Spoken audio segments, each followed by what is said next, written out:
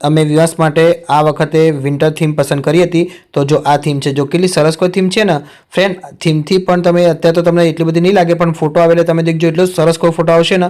જો સામે પણ કેટલો સરસ કોઈ પડદો મૂકેલો હતો।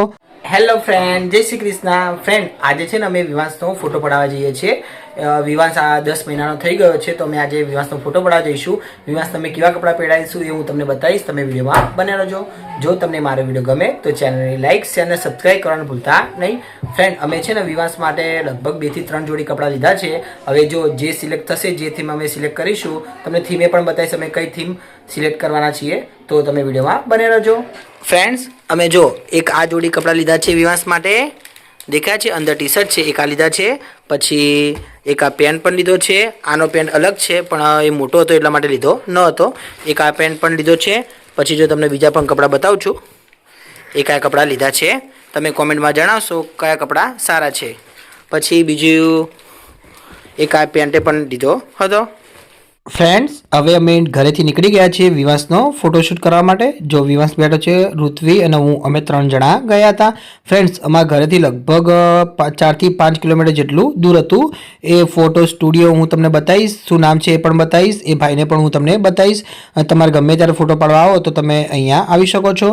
તો ફ્રેન્ડ, જો હું ગાડી ચલાવું છું, અમે ગાડી લઈને ગયા હતા। બજારમાં હતું પણ તો છતાં ગાડી લઈને ગયા હતા, કારણ કે રાત્રે વધારે પવન હતો, વિવાસને થોડી શરદી જેવું લાગતું હતું, એના કારણે વિવાસને વધારે શરદી ના થઈ જાય એના કારણે અમે ગાડી લઈને ગયા હતા। ગાડી મૂકવાની જગ્યા પણ ન હતી, પણ તો અમે એક જગ્યાએ થોડીક દૂર પાર્ક કરીને અમે ગયા હતા। તો જો વિવાસના કેવો સરસ કો તૈયાર કરીશું ફ્રેન્ડ, તમે વિડીયોમાં બન્યા રહેજો। જો તમને મારો વિડીયો ગમે તો ચેનલને લાઇક, શેર અને સબસ્ક્રાઈબ કરવાનું ભૂલતા નહીં। ફ્રેન્ડ્સ, જો અમે ગાડી થોડીક દૂર મૂકી દીધી હતી, સાઈડમાં મૂકી હતી। અહીંયાથી થોડુંક ચાલવાનું હતું, કારણ કે ત્યાં જગ્યા ન હતી ગાડી મૂકવાની, એના કારણે। તો જો હવે અમે ચાલતા ચાલતા જઈએ છીએ, હું, ઋત્વી અને વિવાસ અમે ફોટો પડાવવા જઈએ છીએ। ફ્રેન્ડ, તમને ખબર જ છે કે વિવાસ ઘણી ફેર બહુ જ રોતો હોય છે, તો આજે રોવે છે કે નથી રોતો એ પણ હું તમને બતાવીશ। કપડાં પહેરે છે કે નથી પહેરતો, વ્યવસ્થિત ફોટો પડાવે છે કે નથી પડાવતો, હું તમને બધું બતાવીશ। તો જો ફ્રેન્ડ, આ છે દુકાન, જો લખેલું છે ને જીગર મોડલિંગ સ્ટુડિયો, તો આ દુકાનમાં અમે ફોટો પડાવવા જવાના છીએ। તો તમારે અહીંયા ફોટો પડાવવા આવો તો તમે આવી શકો છો। જો વિવાસના અમે કપડાં પણ 3 થી 4 જોડી લઈ લીધા હતા। હવે ઋત્વી વિવાસને કપડાં બદલાવે છે, જો દેખાય છે વિવાસ કપડાં બદલાવતી ફેર પણ કેવો મસ્તી કરતો હતો। ફ્રેન્ડ, જો અહીંયા કેટલા સરસ સરસ કોઈ ફોટા પાડે છે જીગર સ્ટુડિયો વાળા। જો સામે પણ દેખાય છે કેટલા સરસ સરસ કોઈ બેબી શૂટ પાડે છે, જો દેખાય છે આ બાજુ બેબી શૂટના ફોટા, પછી વેડિંગના ફોટા પણ કેટલા સરસ કોઈ અહીંયા પાડે છે। જો હું તમને ચારે બાજુ બતાવું છું, કેટલા બધા ફોટા અહીંયા મૂકેલા હતા।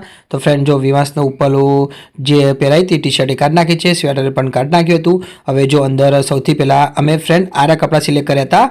અંદર ટી શર્ટ અને બહાર જેકેટ હતું જીન્સનું, હું તમને બતાવીશ, તમે દેખજો કેટલું સરસ કોઈ જેકેટ પણ એને લાગતું હતું। તો ફ્રેન્ડ, જો વિવાસ છે ને રમતો ન હતો, તો મેં મારી ગાડીની ચાવી આપી હતી, મેં કીધું કે લે તું ગાડીની ચાવી લઈને રમ, તો કેવો બેઠો બેઠો રમી જાય છે।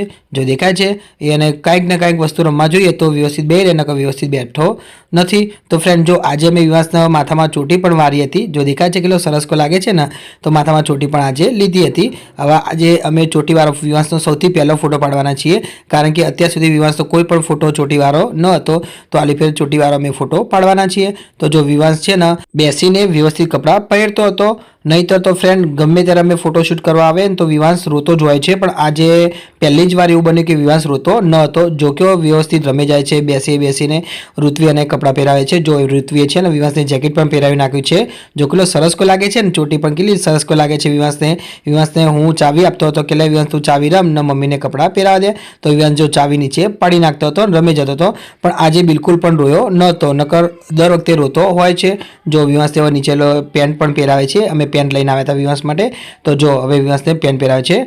ફ્રેન્ડ, આ પેન્ટ છે ને આ જે ઉપર ટી શર્ટના ઉપર જે લાવ્યા હતા એનું નથી, એ અલગ જ છે, કારણ કે એનું બહુ જ મોટું પેન્ટ હતું એટલા માટે એ પહેરાવ્યું ન હતું, તો અમે બીજું પેન્ટ પહેરાવીએ છીએ। તો જો વિવાસ બેઠો બેઠો કેવો વ્યવસ્થિત પેન્ટ પહેરાઈ જાય છે, નહીં તો ફ્રેન્ડ અત્યાર સુધી વિવાસ બહુ જ રોયો હોય। તો જો ઋત્વી પેન્ટ પહેરાતા ઋત્વી વિવાસને બૂટ પણ પહેરાવે છે, જો દેખાય છે બૂટ પણ લાવ્યા હતા। બૂટ પણ જે જેકેટ હતું બ્લુ કલરનું એના મેચિંગ જ અમે બૂટ પણ લાવ્યા હતા। તો વિવાસ જો બેઠો બેઠો રમે જાય છે, પેન્ટના બૂટ પહેરાઈ જાય છે। ફ્રેન્ડ્સ, તમને મારો વિડીયો ગમ્યો હોય તો ચેનલને લાઇક, શેર અને સબસ્ક્રાઈબ કરવાનું ભૂલતા નહીં। ફ્રેન્ડ, હજી પણ તમે દેખજો અંદર અમે ફોટો શૂટ કરવા જઈશું ને ત્યાં પણ એ લોકોએ કેટલી સરસ કોઈ થીમ અમે વિચારી હતી, જો એ હું તમને થીમ પણ બતાવીશ, તમે દેખજો કેટલી સરસ કોઈ, અત્યારે તમને ખબર છે વિન્ટર સિઝન ચાલુ છે, તો અમે વિવાસ માટે વિન્ટર સિઝનની થીમ વિચારી હતી, તો કેટલી સરસ કોઈ લાગતી હતી, વિવાસના કપડાને મેચિંગ પણ આવતી હતી। જો ફ્રેન્ડ હવે હું તમને વિવાસ બતાવું છું આખો જો કેટલો સરસ કોઈ તૈયાર થઈ ગયો છે ને, કેટલો સરસ કોઈ લાગે છે।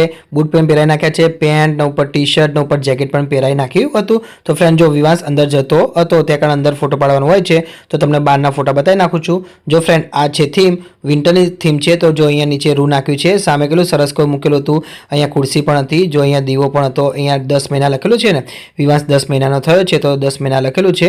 ફ્રેન્ડ્સ તમને આ થીમ કેવી લાગી તમે કોમેન્ટમાં જણાવશો। જો હું તમને સામેથી પણ બતાવું છું, જો બારી છે ચારે બાજુ કેટલું ક્રિસમસ ટ્રી છે, એની ઉપર બરફ પડતો હોય છે ને એ રીતે સ્નોફોલ પડતું હોય છે, એ રીતની આખી થીમ હતી। જો અત્યારે શિયાળો હતો ને તો આ રીતની થીમ હતી। તો ફ્રેન્ડ આ અંદરનો ભાગ છે, હું તમને બતાવું છું। એ ફોટો પાડવાવાળા ભાઈ પણ હું તમને બતાવીશ, તમે દેખજો। અમારો વિવાસ બેઠો બેઠો ફોટો કેવી રીતે પડાવે છે એ પણ હું તમને બતાવીશ। જો વિવાસને બેસાડી નાખ્યો છે ફોટોશૂટ કરવા માટે, તો વિવાસ છે ને બેસી પણ ગયા હતા। તો આ ભાઈ છે, આમ નામ છે જીગરભાઈ, એ સરસ કોઈ ફોટો પાડે છે।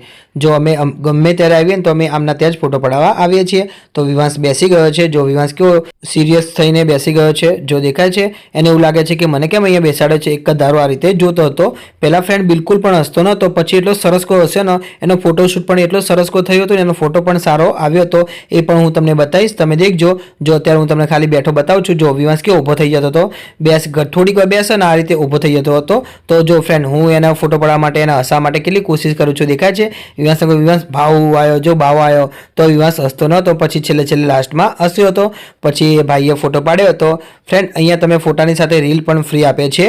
જો કેટલો સરસ કોઈ બેઠો છે ને, જો આ રીતે પણ ઊભો પણ થઈ જતો હતો ઘડીક ફેર, જો દેખાય છે અત્યારે કેવો બેહી રહ્યો છે, એ ભાઈ ફોટો પણ પાડે છે। જો કેટલો સરસ કોઈ ફોટો પાડે છે।